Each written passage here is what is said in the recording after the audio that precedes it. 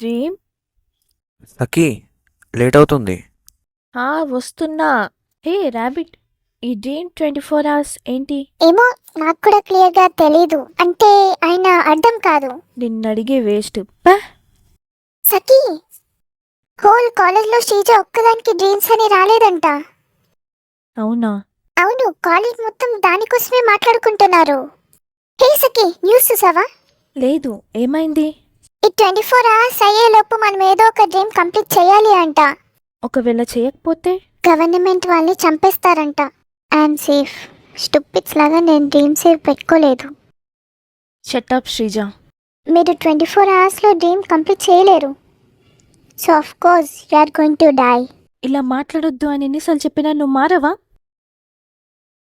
ఇలా మాట్లాడే కదనే మన అక్కని పోగొట్టుకున్నాం. ఇంకెప్పుడు మారుతావే? కోపంలో చాలా రూడ్గా మాట్లాడినా కదా.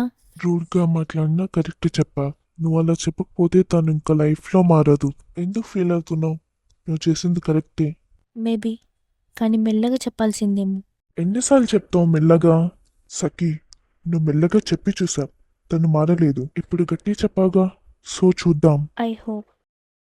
డాడ్, మీ డ్రీమ్ కంప్లీట్ అయిందా? ఎప్పుడో అయిపోయింది. సో డాడ్, మీతో ఒక డ్రీమ్ ఉంది. మీతో నేను నా ఫస్ట్ కాఫీ తాగాలని. Can we go? పక్కా. అసలు సఖీ శ్రీజకి ఏమైంది? వాళ్ళ అక్క ఎవరు? అంటే వీళ్ళిద్దరూ అక్క చెల్లెల్లా?